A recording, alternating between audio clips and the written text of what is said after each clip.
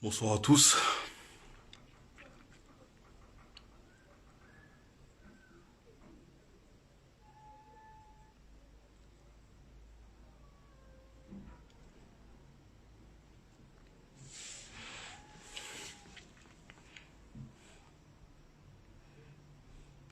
J'attends que les gens se connectent un peu, hein.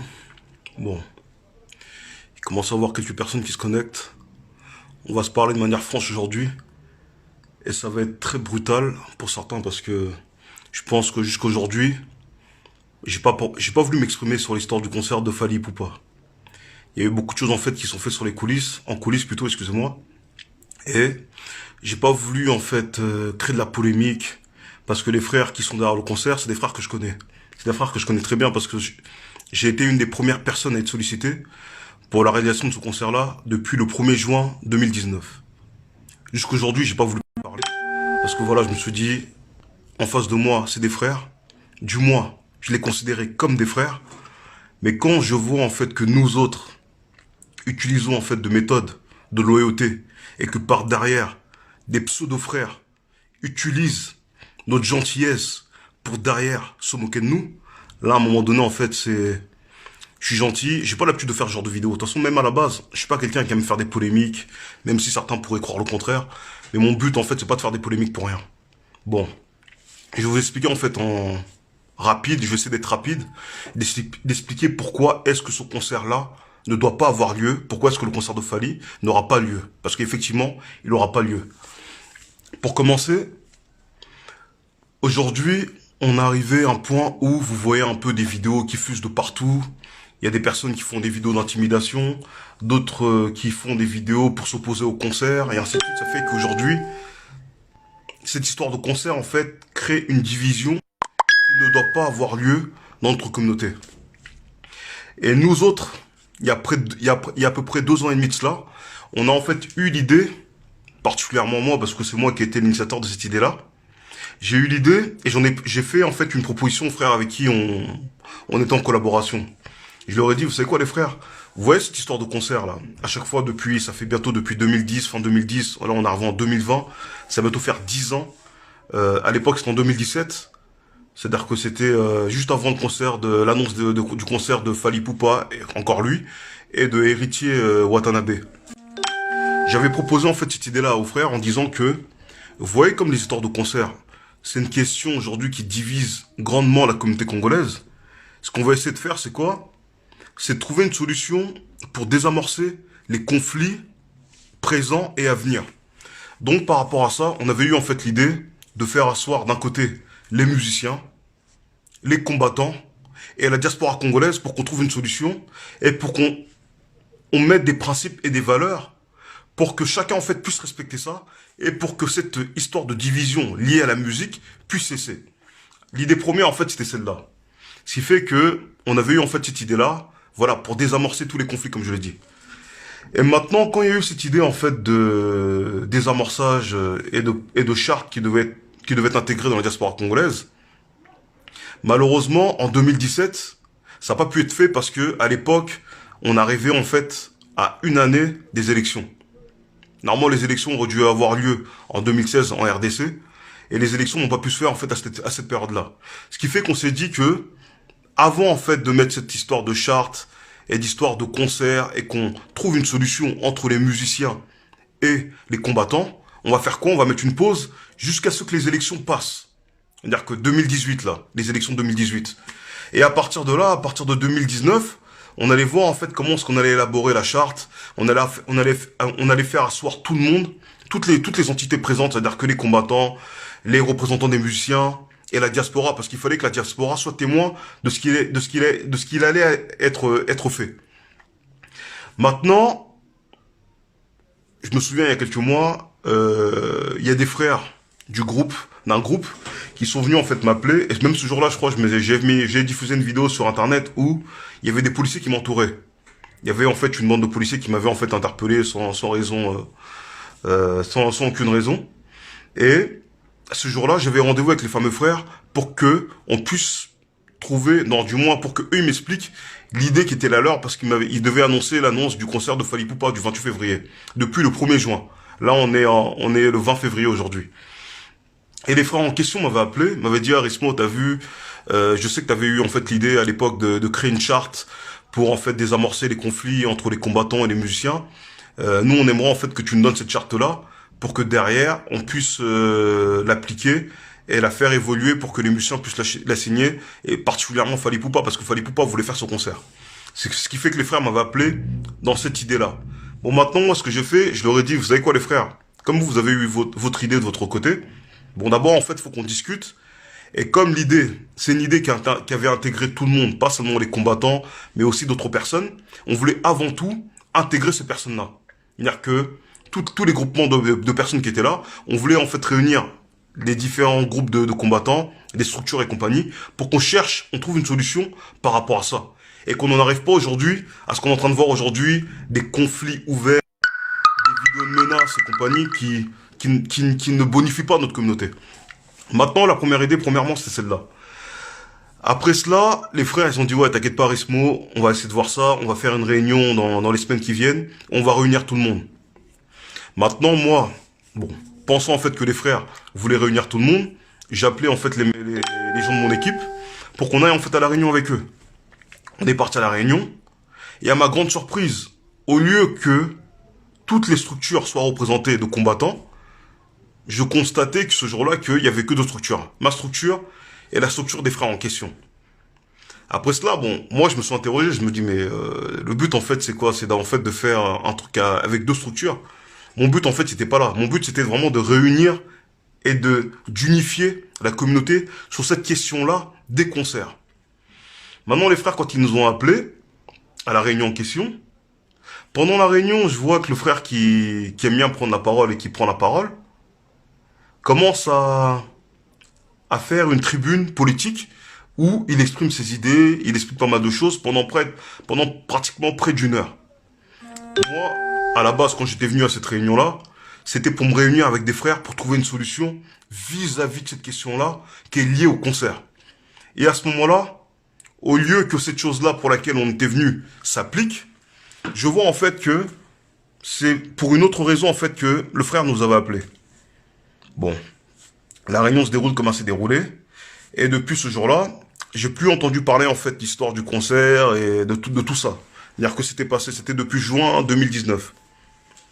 Là, il y a quelques semaines, les frères en question aussi, qui étaient toujours derrière le concert, rappellent encore pour qu'on les soutienne.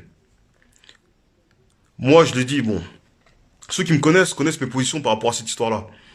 Moi, je suis quelqu'un qui essaye malgré tout de trouver des solutions pour qu'on soit au minimum, qu'on arrive en fait à ne pas créer la division entre nous. Ce qui fait que j'évite les conflits inutiles avec mes frères. Ce qui fait que quand les frères sont venus pour me présenter l'histoire, comme quoi il y avait l'histoire de concert et compagnie, moi je leur ai dit, tu sais quoi les frères, cette idée-là, on aurait pu en fait la faire appliquer si vous ne serez pas en fait approprié en fait cette question-là de charte, parce que la charte en fait, elle avait pour but première d'éviter à ce qu'on arrive à des conflits, à ce qu'on en arrive à ce que des personnes se fassent monter en l'air, comme on dit vulgairement dans la street, et que il n'y ait pas en fait d'animosité entre nous. Mais malheureusement, les frères en question ont récupéré l'idée qui n'était pas la leur, ils se sont appropriés, et derrière, ont commencé à vouloir maintenant nous incorporer dedans, alors qu'à la base, c'était notre idée.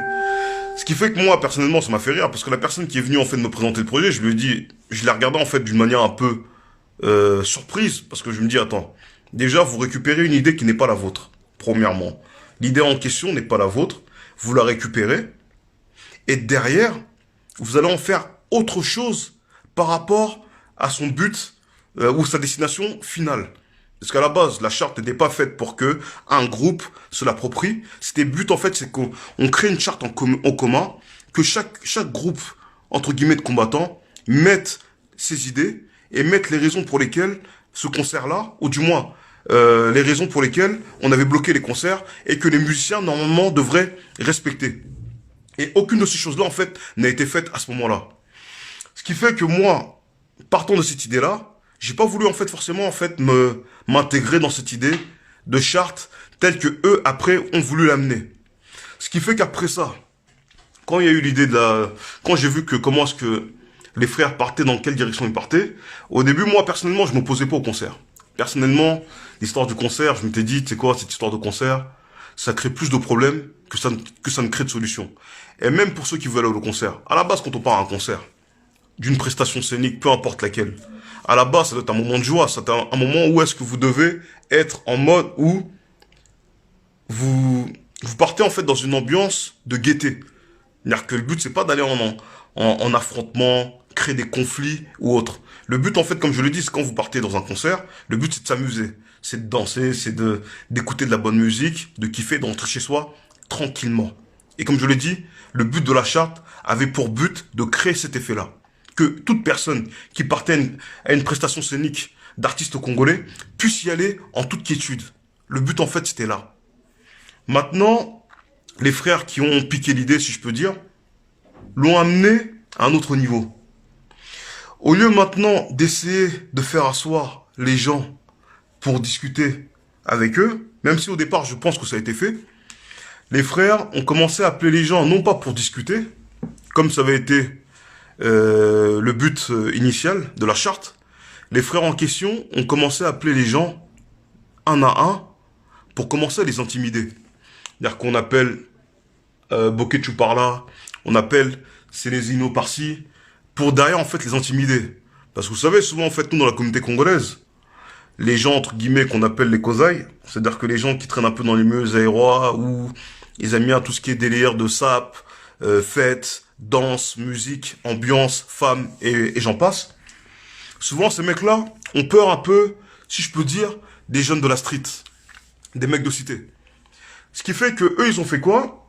Ils ont en fait du trafic d'influence en pressionnant, sans réellement pressionner, les personnes en question qu'ils avaient convoquées à leur réunion.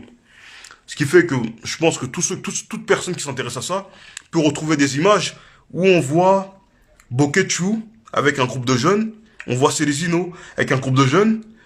Ils les ont conviés à la base, je pense, pour discuter, mais dans l'idée l'idée qui se cachait derrière, c'était en vérité de leur mettre la pression. Vous savez, on va pas se mentir, entre nous on se connaît, je connais les gens qui sont de notre côté, c'est des gens avec qui j'ai traîné pendant un bon bout de temps dans le combat, ce qui fait que c'est des personnes que je connais très très très bien. Et comme je vous l'ai dit, leur idée première, à la base, était en fait de pressionner et d'impressionner les mecs comme Bokechu. Ce qui fait que ils ont fait leur petite réunion, on a vu Bokechu ou Célésino, ils sont sortis de cette réunion-là, ils ont dit que oui, ils font pas de vidéos pour faire des appels au boycott du concert de Fally Ipupa et compagnie. Et ça a quasiment marché. Ça a quasiment marché. Mais le problème, c'est que derrière, ils avaient oublié que ce n'est pas Bokechu ou Célésino qui fait l'intégralité du combat. Le combat, en fait, appartient à énormément de personnes. Même des personnes forcément qu'on ne connaît pas, qui sont pas forcément affichées ou qui n'aiment pas faire de vidéos. Mais il faut savoir que le combat du Congo appartient à tout Congolais qui se sont concernés par rapport aux questions politiques du pays. Ce qui fait que c'est pas une question qui appartient à un groupe de personnes. Certaines personnes essayent de faire croire aux gens que le combat appartient simplement aux combattants. Je vais essayer de rappeler la mémoire à certaines personnes qui ne sauraient pas en fait que à la base, comme moi par exemple, j'ai commencé à militer pour le Congo. En février, je me souviens, c'était en février 2011. Quand j'ai commencé à combattre pour le Congo, à l'époque, le mouvement des combattants n'existait pas encore. À la base, on était des Congolais indignés par rapport à la situation du pays. En aucun cas, ça n'a été une histoire de combattants ou de je ne sais quoi. Ça n'existait pas encore à l'époque. Et c'est plus tard, comme les Congolais n'avaient aucune référence de militantisme dans leur pays, à part le groupement politique qu'on appelle l'UDPS, et qui avait des militants qu'on appelait les combattants, comme nous autres étions politisés, les Congolais, à partir de ce moment-là, ont nommé le mouvement des indignés congolais de la diaspora combattants. Mais avant ça, quand on avait commencé, le mot combattant n'existait pas. Et pour en revenir un peu à l'histoire avec les frères, quand ils ont commencé à faire leur réunion où ils appelaient les gens pour les intimider et autres, ils avaient un but derrière la tête. Ils savaient très bien que, en voyant l'équipe qui était derrière eux, les gens allaient avoir peur. Parce qu'effectivement, un mec comme Célésino, c'est pas un mec qui a grandi dans les quartiers. C'est-à-dire qu'il connaît pas, il connaît les méthodes des mecs de quartier. Il connaît aussi d'un côté la violence que les mecs de quartier peuvent avoir. Et les frères, par derrière cette réunion-là, ont essayé de les mystifier. En leur faisant peur, en les intimidant, en leur montrant que si demain vous faites des vidéos pour boycotter le concert de Fally, vous voyez derrière que nous on est équipés, il y a des mecs derrière nous qui vont faire du sale. Ce qui fait que l'idée première de ces réunions-là était celle-ci. Maintenant, moi, comme je vous l'ai dit, au début, je voulais pas me prononcer par rapport à cette histoire parce que comme je le disais, ça divisait trop la communauté congolaise. Et comme je suis quelqu'un qui essaye au maximum d'unifier et d'unifier et de solidariser la communauté congolaise, rentrer dans cette question-là, je savais très bien que ça allait faire des partisans d'un côté comme d'un autre. Et comme je voulais pas en fait forcément me prononcer pour créer encore plus de division dans la division, j'ai préféré me taire jusqu'à aujourd'hui. Mais quand j'ai commencé à voir l'attitude de certains frères avec qui on a commencé le combat, j'ai commencé à me poser des questions en fait sur leur réelle intention. J'ai commencé à voir des vidéos où on part en fait intimider des gens dans des endroits. Je vois après un frère à qui je témoignais beaucoup de respect commencer à faire des vidéos pour dire que les combattants, vous exagérez, vous commencez à taper des femmes. J'ai commencé à me poser la question de me demander, mais qu'est-ce que ces frères sont en train de faire? Quel est le but qui se cache derrière ces prises de position radicales vis-à-vis de leur ancienne faction? Parce qu'effectivement, les combattants sont devenus aujourd'hui leur ancienne faction. J'ai commencé à me poser des questions pour me demander, mais pourquoi est-ce que le frère fait ça? Parce qu'à la base, ceux qui avaient habitude d'user de ce genre de méthode contre les combattants, c'était les ennemis des combattants.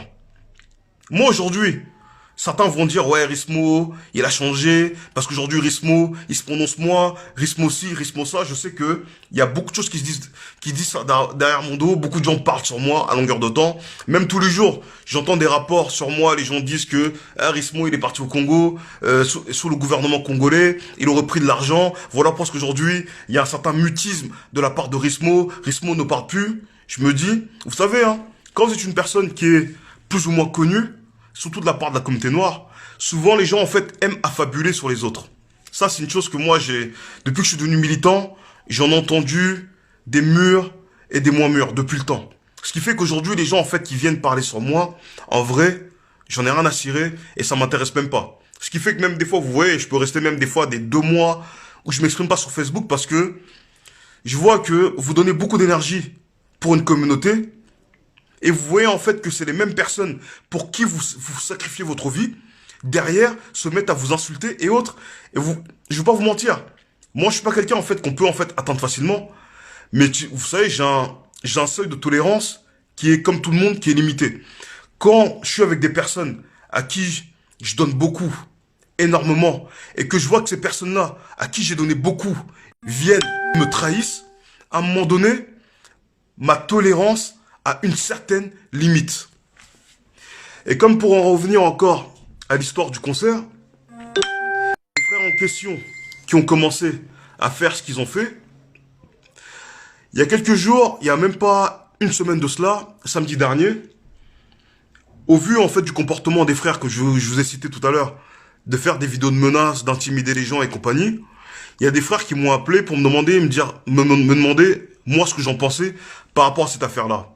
Moi, je leur ai dit, vous savez, les frères, comme c'est pas des ennemis, comme c'est pas des gens d'un camp opposé, c'est des frères qui font partie du même combat que nous. Il faut qu'on fasse quoi? Il faut qu'on trouve une solution. Il faut qu'on les voie. Il faut qu'on leur émette nos avis par rapport à ce qui est en train de se passer et leur dire notre mécontentement et le fait qu'on n'aime pas la manière dont les choses sont en train de se dérouler. Comme je vous l'ai dit, c'est que nous, on voulait faire une charte pour unifier, pour pacifier la communauté sur ces questions-là qui nous divisent grandement, alors qu'on a autre chose à faire que de parler des musiciens qui ne sont pas en fait en vérité notre panaché à nous. Moi personnellement, les musiciens, c'est pas mon pédigré, j'en ai rien à cirer.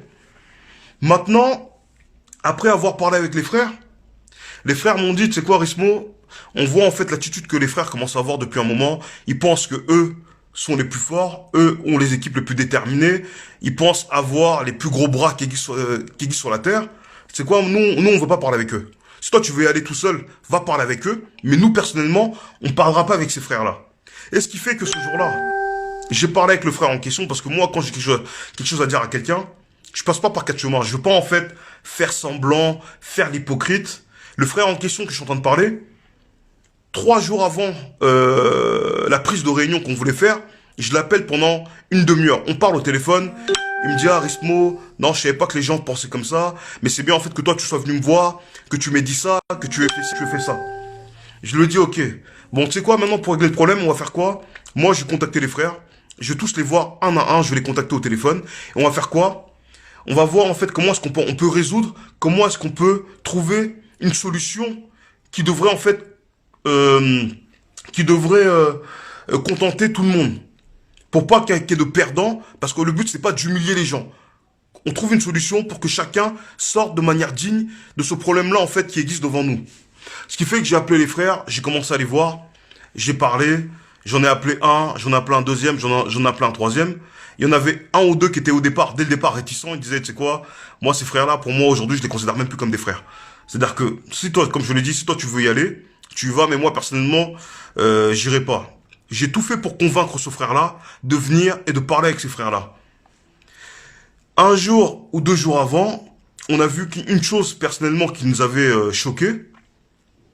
Quand on a vu cette chose-là, moi je me suis dit, bon, je vais essayer de tirer un trait sur ça et voir en fait sur quoi on peut s'entendre et sur quoi on peut trouver une solution par rapport à cette histoire de concert. Parce que comme je le dis, moi mon but dès le départ c'était quoi? C'est pas arriver le 28 février qu'on arrive à une histoire de concert où il y a des confrontations, où les gens s'entretuent et autres. On a d'autres choses à régler. Tous les jours dans notre pays, dans notre continent, l'Afrique, et particulièrement au Congo, il y a des gens qui meurent. Il suffit juste de voir l'actualité à Beni, dans le Nord Kivu, pour voir que des centaines de personnes sont massacrées quasiment chaque jour. Moi, personnellement, j'en souffre de ça. Personnellement, le fait que je vois des gens, je vois les informations depuis près de 10 ans, des gens qui meurent régulièrement, de manière journalière. Et comme je suis quelqu'un qui est réactionnaire et sanguin des fois, je veux pas en fait péter un plomb. Je me dis, si je vois trop d'images comme ça, à un moment donné, je vais péter un plomb. Et je me connais, je sais que je peux faire une dinguerie. Pour éviter d'en arriver à là, je me suis dit, je vais pas trop en fait m'attaquer dans cette question-là. Ce qui fait que quand il y a eu l'histoire du concert, je me suis dit, on va d'abord prôner avant tout le dialogue avec les frères en question. On va essayer de trouver une solution à l'amiable entre nous pour trouver un moyen de désamorcer le conflit et pour pas en fait que demain, après ce que il y a un avant-concert. Mais il faut savoir que aussi, il y aura un après-concert. Et moi, je voulais préparer le terrain pour que, après le concert, qu'il n'y ait pas des rancunes, qu'il n'y ait pas en fait des animosités, qu'il commence à avoir des équipes qui se créent de gauche à droite et qu'on s'entretue entre nous. Parce qu'à la fin, les seuls qui vont être perdants dans cette affaire-là, ça sera nous. Mais quand j'ai vu l'attitude que les frères pouvaient avoir par rapport à cette histoire de concert, je me suis dit, tu sais quoi, les frères sont en train d'exagérer, on va essayer quand même de trouver une solution. Ce qui fait que le samedi dernier, j'ai oublié on était de combien, le 15, je crois que samedi 15, j'ai fait quoi? J'ai appelé le responsable de l'unité en question, là, de la nouvelle faction qui s'est créée pour trouver une solution. Avec le frère en question, on a parlé pendant 1 heure. Pendant 1 heure, on discutait et chacun en fait donnait un peu son avis par rapport à ce qui s'est passé. Moi, j'étais en réunion chez moi à la maison avec des frères par rapport à un projet qu'on est en train de mettre en place au Congo. Et durant cette réunion-là, j'en ai profité parce qu'il y avait des frères qui étaient là, qui étaient aussi mécontents des frères en question. Et on a commencé à parler un peu de cette question-là de concert. Et, non, avec le frère plutôt, excusez-moi. On a commencé à parler avec le frère qui était en fait responsable de cette unité-là. On a parlé avec lui, on lui a dit les choses telles qu'on pensait. On lui a dit, tu sais quoi, pour mener à bien, à la base, cette idée-là de charte qui devait en fait désamorcer les conflits, cette charte-là devait être menée par des personnes qui sont connues et qui sont reconnues par les combattants. Et non pas par des personnes que l'on ne connaît pas, qui sortent de nulle part pour venir présenter ce projet-là aux combattants. Parce que moi, je connais les combattants. Je sais que les combattants sont des personnes qui sont peu malléables et sont des personnes qui sont très difficiles. Et pour pouvoir en fait toucher les combattants, nous autres avons adopté avec d'autres frères, comme Teddy, Namit, on avait adopté en fait une stratégie pour pouvoir en fait mener cette idée-là, ce projet-là à bien. Pour ne pas en fait créer des conflits, pour ne pas en fait arriver à des confrontations. Donc c'est-à-dire qu'on avait en fait cherché toutes les solutions et toutes les pistes pour que demain, on n'arrive pas à ce qu'il y ait confrontation et que demain peut-être il y ait un mort d'un côté ou d'un autre. Parce que ces histoires-là, peut-être pour ceux qui ne sont pas congolais, ne comprennent pas, mais l'histoire des concerts prend une dimension dans notre communauté que vous ne pouvez même pas imaginer. Et ça déchaîne les passions à un niveau qui fait que quand vous êtes conscient de tout cela, vous prenez en fait en mesure, vous prenez en mesure l'importance de cette question-là. Et malheureusement, les frères qui ont voulu en fait mener à bien cette histoire de charte n'ont pas pris en fait la mesure. Ils n'ont pas pris la mesure de cette idée-là et ils l'ont mené un peu de n'importe quelle manière. Et ce qui fait qu'aujourd'hui, vous voyez toutes les tensions qui existent actuellement dans la communauté congolaise, où vous voyez des gens qui se préparent. Parce que j'ai entendu que pour le 28 février, il y a des personnes qui ont réuni des équipes pour venir taper des membres de leur communauté. J'ai entendu dire. Et apparemment, on leur aurait proposé des sommes comprises entre 150 et 300 euros pour faire la sécurité du concert de Fally. Ce qui fait qu'apparemment, il y aurait eu une cinquantaine, entre 50 et 100 personnes qui auraient été appelées pour le concert de Fally pour soi-disant taper des combattants. Chose que nous autres voulions éviter avec l'élaboration à la base de la charte.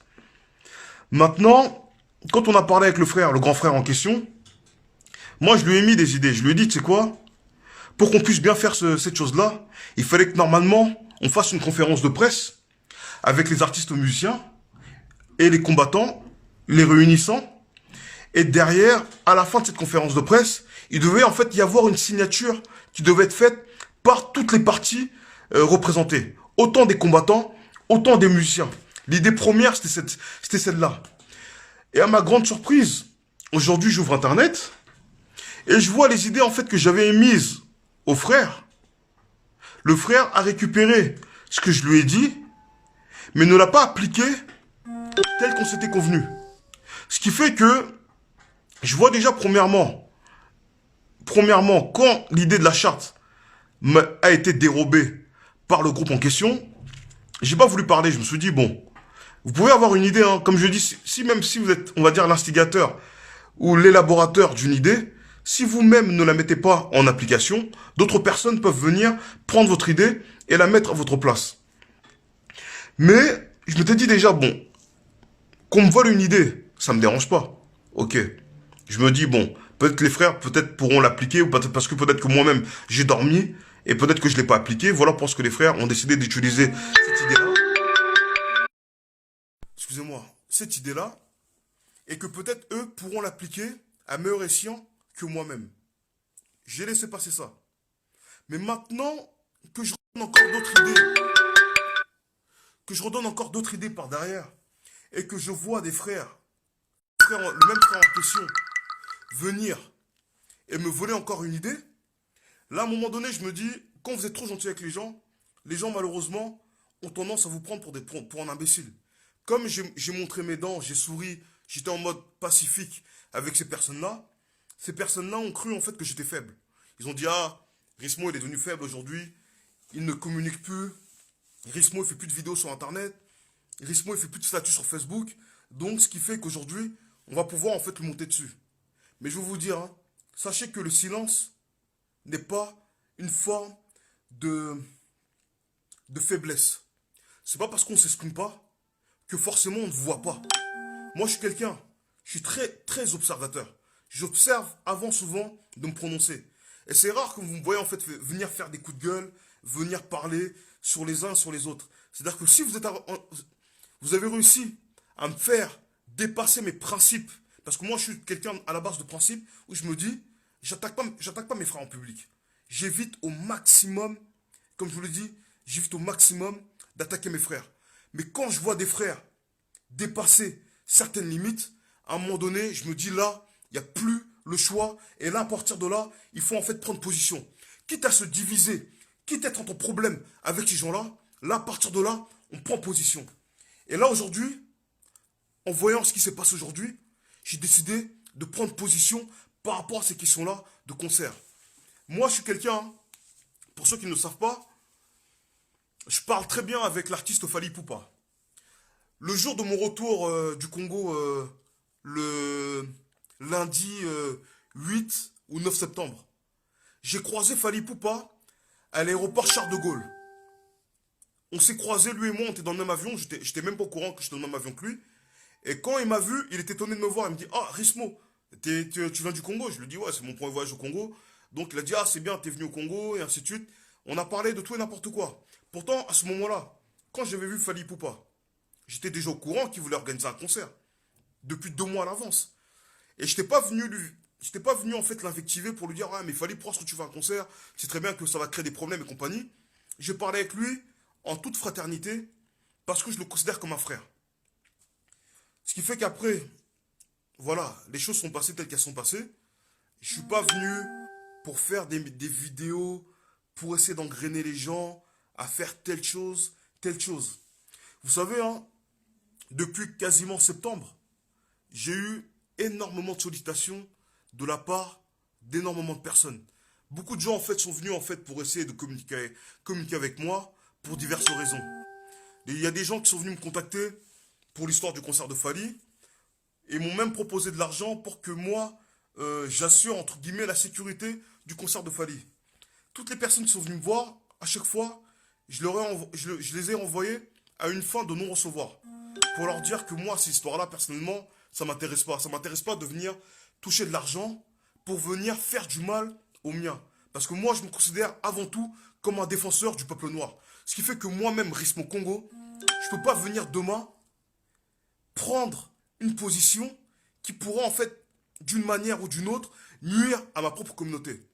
Parce que quand on me voit avant tout, je suis africain et après ça, je suis congolais. Ce qui fait que toute chose qui pourrait ne pas porter intérêt à ma communauté congolaise, je ne rentrerai jamais dedans. Je ne pourrai jamais trahir mon peuple pour de l'argent, pour des biens matériels, pour une femme, pour un privilège quelconque. Ça, c'est mes convictions à moi. Et ceux qui me connaissent depuis des années savent que Rismo est un homme de conviction avant tout. C'est-à-dire que personne ne pourra venir me corrompre d'une manière quelconque. Ça ne marchera jamais avec moi. Ce qui fait, comme je vous l'ai dit, beaucoup de frères sont venus me voir depuis septembre pour essayer de voir ma position, pour essayer de voir si j'étais corruptible. Mais ces frères-là, à chaque fois, je les ai envoyés paître. Ce qui fait qu'il y a quelques semaines, quand on est revenu me voir pour me proposer tel deal ou tel deal, moi j'ai dit personnellement, ces histoires-là ne m'intéressent pas. Parce que il faut savoir que dans la vie, hein, vous savez la crédibilité. Quand les gens vous font confiance, moi aujourd'hui, quand je marche dans la rue, je vois chaque jour quasiment, quand des fois je suis en voiture, ou quand des fois je peux me retrouver dans des endroits où la communauté passe souvent, des gens m'interpellent des fois. Des fois on me bloque pendant des 1 heure du temps, des fois même pendant des 2 ou 3 heures. Je prends mon temps, même des fois quand j'ai des choses à faire, je dois des fois aller voir la famille, je dois aller voir ma mère, je dois aller voir ma grand-mère. Des fois, je sacrifie toutes ces choses-là pour communiquer avec les gens qui viennent me voir, qui viennent me parler soit du combat, soit du militantisme pour l'Afrique ou du Congo. Et moi, personnellement, ça me fait plaisir de venir parler avec ces gens-là. Et comme je vous l'ai dit, cet honneur que les gens me donnent à me faire confiance et venir me parler de ces choses-là, vous savez même pas en fait à quel point des fois ça me fait plaisir. Ce qui fait que jamais, au grand jamais, je ne pourrai trahir la confiance de toutes ces personnes-là qui font confiance à Rismo et au combat que je suis en train de mener. Ce qui fait que quand ces gens-là viennent me voir pour me faire des propositions afin de déroger à mes principes, je ne répondrai jamais à ces personnes-là parce que je suis quelqu'un qui a un minimum de discipline et j'essaye aussi d'appliquer cette discipline-là dans ma propre vie. tous ceux qui me connaissent, s'il y a quelqu'un qui connaît Rismo dans l'intimité, pourra vous le dire. Ce qui fait, comme je l'ai dit, beaucoup de gens sont venus me voir pour essayer de me proposer des choses. Et à chaque fois, j'ai dit non. À chaque fois, les gens me disent, ouais, mais Rismo, je sais pas quoi. Je leur ai toujours dit non. Et même des fois, les gens ne comprennent pas, des fois, en fait, ma manière de fonctionner, parce que les gens, ils se disent, attends, lui, on l'a vu, il était parti au bled avec des gens aujourd'hui qui sont proches de la présidence. Mais demain, on vient, on lui propose quelque chose d'autre, proche de ces gens-là, mais il ne veut pas. Mais en fin de compte, on ne comprend pas en fait sur quel pied danser avec toi, Rismo. J'ai ma propre logique. Je sais en fait pour quelles raisons je fais certaines choses, et je sais en fait là où je veux mener mes idées. Et comme je le disais tout à l'heure, quand les frères sont venus me voir, moi personnellement, je suis quelqu'un, hein, je sais toujours trouver des solutions pour arranger tout le monde. Comme je le dis, l'intérêt de mon peuple, c'est mon intérêt aussi premier. Je sais jamais en fait de faire le mec qui me met en avant par rapport à pas mal de choses. Depuis que je suis dans le combat, hein, depuis des années, ça va bientôt faire 10 ans que je suis combattant, que je suis militant, on m'a fait des coups de pute, j'ai reçu des coups de trahison dans tous les sens. J'ai jamais essayé de porter atteinte à toutes ces personnes-là qui ont essayé de me faire du tort, jusqu'à aujourd'hui. Mais à un moment donné, comme je vous l'ai dit, on est des êtres humains, et à un moment donné, on a des limites. Quand certaines personnes à qui vous accordez votre confiance viennent vous trahir, à un moment donné, vous comprenez que vous devez en fait changer de méthode.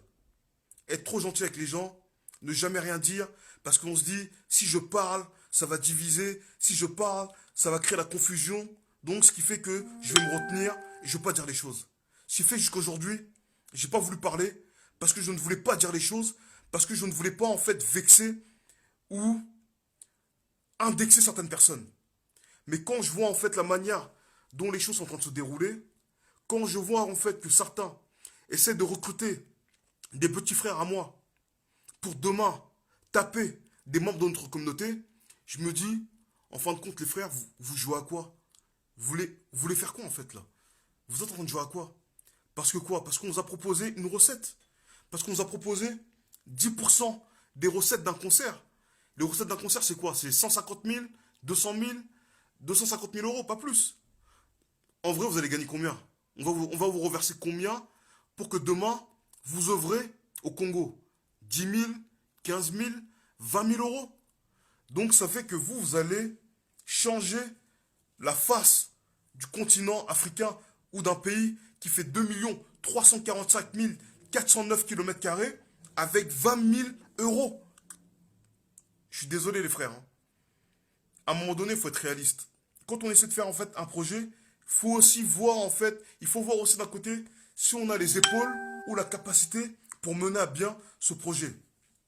20, 25 000 euros ne vous permettra de ne pas faire quelque chose de grand au Congo. Il faut le savoir ça. Moi je suis parti au Congo, hein. J'ai vu l'énormité de la tâche qui nous incombe dans ce pays-là. Je peux vous le dire, hein, c'est pas avec 20 000 euros que vous allez changer la face du Congo.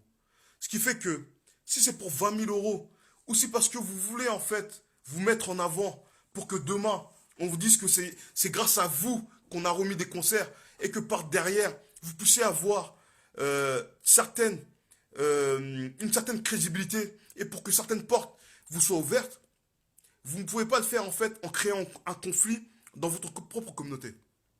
Ce qui fait que les frères qui utilisent ce genre de méthode pour pouvoir avoir une crédibilité, parce que certaines personnes sont en recherche d'une certaine crédibilité, comme ils sont à la recherche de cette crédibilité-là, ils sont prêts à tout et à utiliser tous les moyens possibles pour pouvoir y arriver. Parce qu'ils veulent que demain, être les personnes qui vont être les représentants de la communauté ou même du peuple congolais.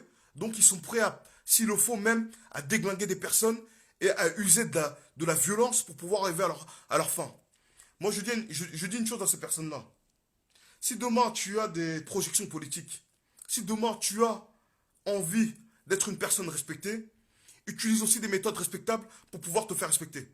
Mais utilisez les méthodes que vous utilisez aujourd'hui, voler les idées des autres, créer des conflits entre nous, alors que les conflits ne serviront à rien et ne serviront certainement pas l'intérêt du Congo. Utilisez ces méthodes-là. Personnellement, moi, je pense que vous êtes des personnes qui êtes mal intentionnées.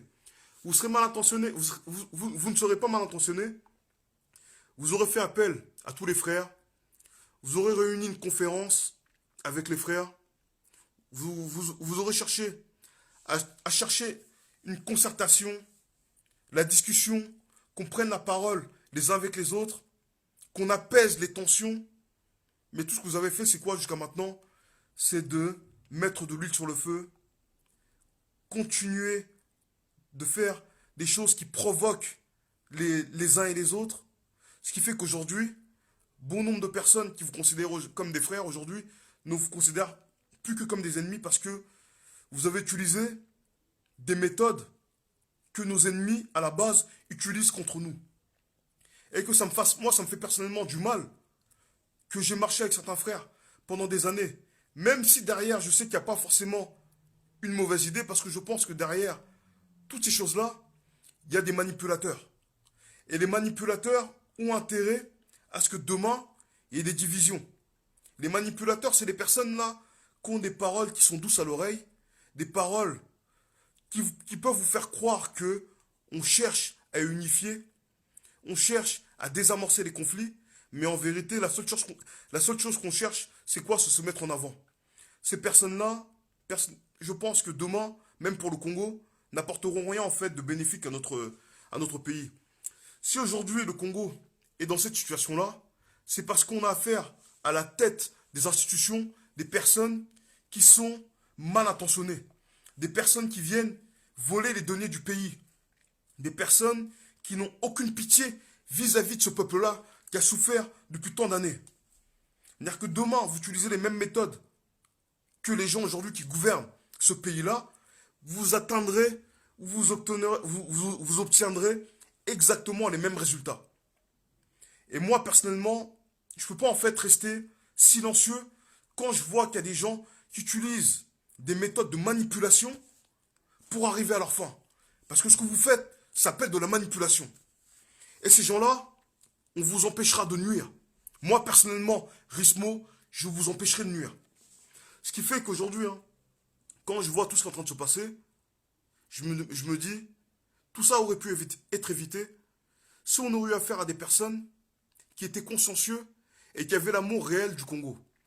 Mais aux méthodes que vous utilisez, je vois en fait en vérité, vous êtes des personnes qui n'aimaient pas votre peuple et qui n'aimaient pas aussi particulièrement le Congo. Parce que je vous dis, hein, vous savez, j'ai tendance à dire, et je le répète souvent à qui veut l'entendre, que vous savez ce qu'on est en train de défendre là, quand on parle de la RDC, quand on parle de l'Afrique, on parle du Congo, on ne parle pas d'une terre. Le Congo, c'est pas une terre avant tout. Ce qui représente le Congo, avant tout, c'est les populations qui vivent sur le Congo. Et même en dehors du Congo. Ce qui fait le Congo, c'est pas la terre du Congo, c'est pas les diamants du Congo, c'est pas le coltan du Congo, c'est pas le manganèse du Congo, c'est pas le cobalt du Congo, c'est pas les diamants, c'est nous autres Congolais. Nous autres. Ce qui fait que celui qui se dit défendre le Congo, avant tout, cherchera toujours à pacifier et à créer l'unité de ce peuple-là. Mais ceux qui viendront avec des principes de division, des méthodes limites de la voyoucratie pour obtenir gain de cause, sont des personnes en vérité qui n'aiment pas le Congo. Si vous aimerez vraiment le Congo comme vous le prétendez, vous chercherez à, comme je l'ai dit, désamorcer tous les conflits qu'on est en train de voir.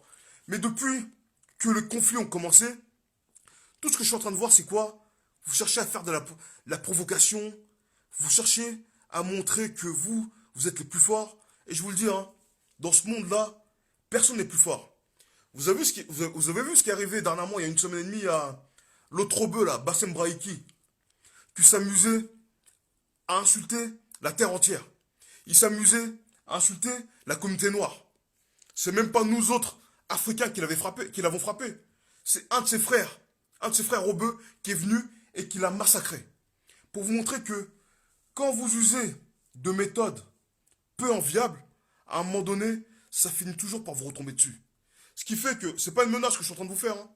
Parce que certains pourront dire, ouais, il menace dans sa vidéo. Moi, je menace personne. Je suis personne pour menacer qui que ce soit. Je suis moi. Je suis responsable de ce que je dis, de ce que je fais, pas de ce que vous comprenez. Et je vous dis, les méthodes que vous êtes en train d'utiliser, montrez que là aujourd'hui, vous voulez engager des mecs, vous leur donnez 250 euros pour venir taper des gens. Mais il faut savoir une chose.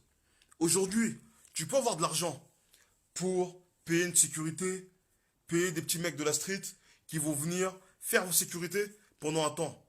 Mais sachez une chose, ces gens-là que vous engagez, c'est des gens qui sont attirés que par une seule chose, qui est l'appât du gain.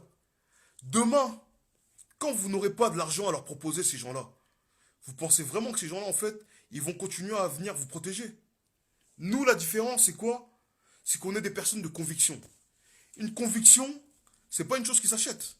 Moi, demain, même après le concert, avant ou après le concert, je serai moi. Après le concert, je continuerai d'être moi.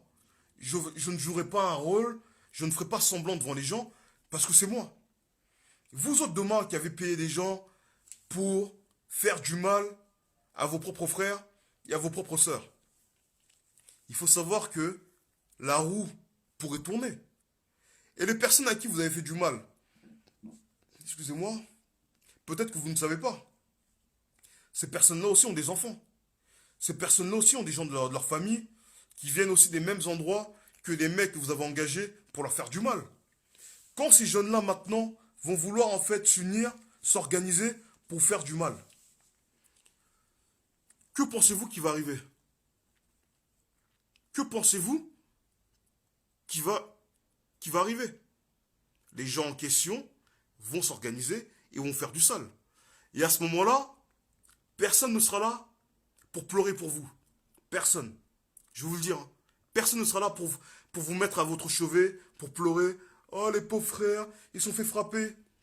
Les gens se souviendront que vous avez attisé la haine, vous avez semé la graine de la division. Les gens se souviendront de tout ça. Et à ce moment-là, tous vos ennemis, j'ai bien dit, hein, tous vos ennemis sortiront du bois. Et à ce moment-là, vous n'aurez que vos yeux pour pleurer. Ce qui fait que ce que vous êtes en train de faire, je vais vous dire une chose, hein.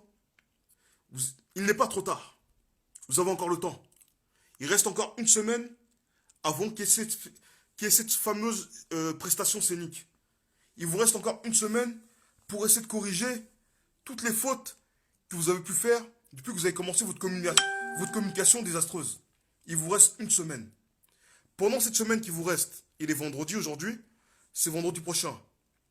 Essayez de faire tout en sorte d'amener à ce que les gens aillent dans un esprit d'apaisement.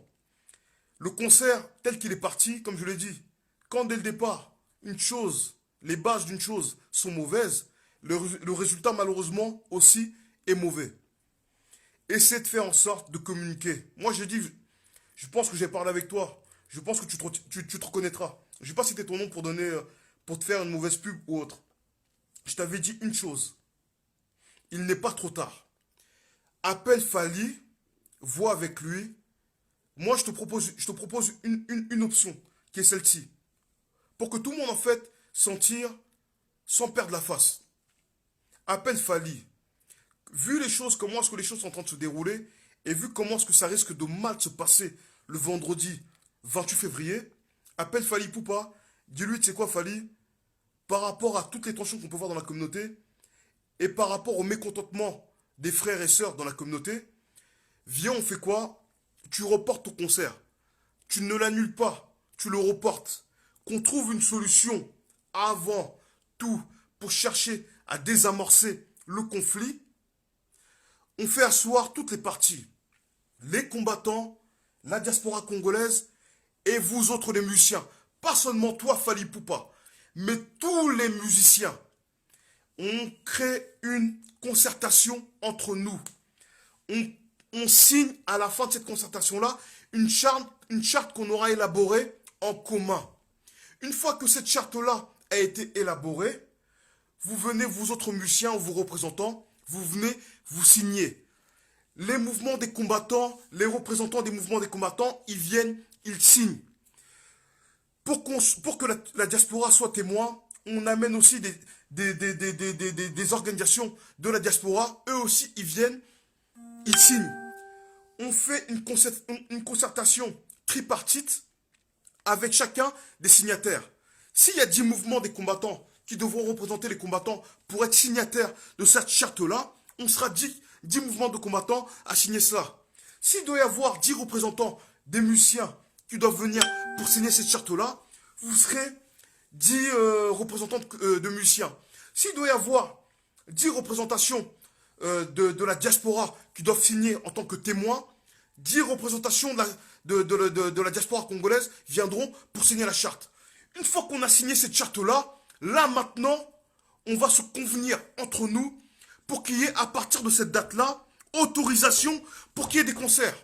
Mais tant que ce n'est pas le cas, tant que c'est mené de cette manière-là, il faut savoir que les concerts n'auront pas lieu. Comme je vous l'ai dit, moi au départ, je ne voulais pas m'opposer à cette histoire de concert. Et je vais vous dire une chose.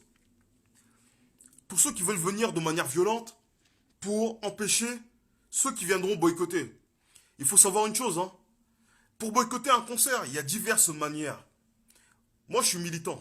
Depuis des années maintenant, bientôt 10 ans, je connais la méthode de la police. Je sais comment est-ce que les CRS, les gendarmes mobiles, agissent. Pour faire annuler un concert, vous savez, on a différentes voies et moyens, même des moyens non violents, pour pouvoir y arriver. Pour bloquer le concert, on n'a même pas besoin d'user de violence vis-à-vis des gens ou vis-à-vis de l'organisation. Il y a des méthodes simples qu'on peut appliquer pour bloquer ce concert-là. Et je peux vous le dire que si, derrière, vous n'essayez pas de vous ravir et n'essayez pas de trouver une solution pour que ce concert-là soit non pas interrompu, mais mis en stand-by, on utilisera toutes les voies possibles et inimaginables pour empêcher, pour que ce concert-là puisse avoir lieu. Je vous l'ai dit, moi à la base, je n'étais pas contre l'organisation de ce concert-là. Mais je vois de la manière dont c'est mené, comment c'est en train de créer des conflits, comment certains essaient d'intimider les uns et les autres. Là, à partir de là, je me dis, tu sais quoi, je vais prendre position. Et quand je prends position, je vais appeler tous les anciens du combat, toutes les personnes avec qui on avait créé JCK. On va trouver des solutions, des voies et moyens. Et je peux vous dire que le concert en question, moi je vous le dis, si je me mets dans cette chose-là, vous allez vous mettre dans la merde, vous allez vous mettre un sacré caillou dans la chaussure. Parce que pour moi, je vais devenir votre plus grosse pierre dans votre chaussure. Et je vous le dis, trouvez une solution, mettez en stand-by cette histoire de concert. On n'annule pas, comme je l'ai dit. Il n'est pas annulé. On va le reporter. On va le reporter. Jusqu'à ce qu'on trouve une solution avec la diaspora congolaise, les combattants et les musiciens. Une fois qu'on a trouvé cette solution-là, si demain Fally, il veut faire sa prestation scénique, personne ne viendra l'empêcher de faire sa prestation. Une fois qu'on a trouvé une solution entre nous. Le but de la charte était celle-là. Les idées que je suis en train d'indiquer aujourd'hui, c'était ça l'idée de la charte. Pas telle que vous l'avez menée. Pas telle que la conférence de presse que je viens de voir avec Fally Ipupa. Et comment est-ce que vous l'avez fait? Ce n'était pas ça l'idée. Vous avez mal orienté cette idée-là. C'est ça qui m'a mis en colère. Et j'ai vu en fait que toutes les idées que on est en train de vous donner, au lieu de venir d'appeler les personnes qui sont à la base de l'élaboration de ces idées-là, vous venez et vous volez leurs idées. Et derrière, vous allez les appliquer derrière leur dos. Et derrière, vous commencez à vous gratifier de certaines choses, vous mettez des costards, et ainsi de suite. Ça, c'est fini, ça. On a vu comment est-ce que les politiciens se comportent au Congo. On ne vous laissera pas non plus utiliser les mêmes méthodes. Ça, c'est terminé. Je vous l'ai dit. Reportez le concert. On cherche une solution d'ici là. On va faire asseoir toutes les parties pour que cette histoire de concert puisse trouver une solution à l'amiable pour tout le monde. On va trouver une solution entre nous, mais derrière, ce concert-là, pour le 28 février, je ne vous mens pas, il ne va pas avoir lieu. Si je dois utiliser toute mon énergie, moi, Rismo, pour que ce concert-là n'ait pas lieu, j'utiliserai mes voies et moyens pour que ça puisse ne pas avoir lieu. Comme je vous l'ai dit, appelez-moi, je vous laisse quelques jours, on va voir avec les autres frères, On va voir comment est-ce qu'on va s'organiser. S'il faut appeler Fally, j'ai son numéro de téléphone. Je vais appeler Fally moi-même, je vais lui expliquer les choses. On va reporter le concert. On va faire une conférence de presse. Après ça, avec toutes les composantes réunies. Et à partir de là, on trouvera une solution de crise, une solution de sortie de crise. Une fois que cette solution-là, de sortie de crise, est trouvée, là, demain, il pourrait y avoir des prestations scéniques. Ça veut dire que si Fally Ipupa, Fabregas, Héritier, Ferré, je sais pas qui d'autre, qui veut faire des concerts, pourra le faire une fois qu'on aura trouvé une solution à l'amiable entre les entités des combattants, entre la diaspora congolaise et les représentants des musiciens. Mais pas de cette manière-là. On ne veut pas que un concert se fasse de cette manière-là. Parce que demain, si quelqu'un meurt à cause de cette histoire de concert, que ce soit du côté des combattants ou du côté de ceux qui veulent aller au concert, vous serez les premiers responsables. Le premier responsable de cela, avant tout, sera Fally Ipupa. Les deuxièmes responsables seront ceux qui auront appuyé cette histoire de concert. Parce que je suis désolé, on ne part pas dans un concert comme si on partait à une guerre. Je suis désolé. Même pour ceux qui ont acheté leur billet. Mais quelle idée vous partez dans un concert où vous savez qu'il va y avoir des tensions, les policiers vont tirer des gaz lacrymogènes, des gens dehors vont se faire taper. On ne part pas dans un concert dans ces conditions-là. Vous-même, soyez un peu responsable. Il faut que notre communauté devienne responsable sur certaines questions. Mais qui peut aller dans un concert dans ces conditions-là? Soyez responsables, mes frères. Donc, comme je vous l'ai dit, moi, j'ai trouvé des solutions de sortie de crise. Ceux qui voudront m'écouter, m'écoutent. Ceux qui ne voudront pas nous écouter, on ira jusqu'au bout. Et je peux vous dire que dans ces conditions-là, aujourd'hui, le concert n'aura pas lieu. Vous montez, que vous descendez, le concert n'aura pas lieu dans ces conditions. Et nous aussi, on va faire un appel à tous les petits jeunes qui s'intéressent au Congo. Tous les gens qui sont épris et qui veulent lutter contre la corruption. Parce que ce que vous êtes en train de faire là, c'est quoi? Vous êtes en train de corrompre l'esprit des gens. L'esprit à la base de personnes qui étaient animées de volonté sincère. Et aujourd'hui, vous essayez de soudoyer, de corrompre des gens pour qu'un concert ait lieu. Non. Vous n'userez pas des mêmes méthodes que les politiciens qui ont divisé et qui créent aujourd'hui le bordel dans notre pays. Cette histoire-là ne marchera pas. Donc, vous avez une semaine. Si vous ne voulez pas nous écouter, advienne ce qu'il adviendra. Et comme on dira chez nous, lumbe lumbe, mouette mouette. Ça ira jusqu'au bout. Et il faut savoir que personne n'impressionne personne. Car ici c'est Paris. Et on ne parie pas à Paris. Merci à vous. J'étais un peu long pour le direct. Et on se verra pour le vendredi prochain. Ingeta, Ingeta, Ingeta.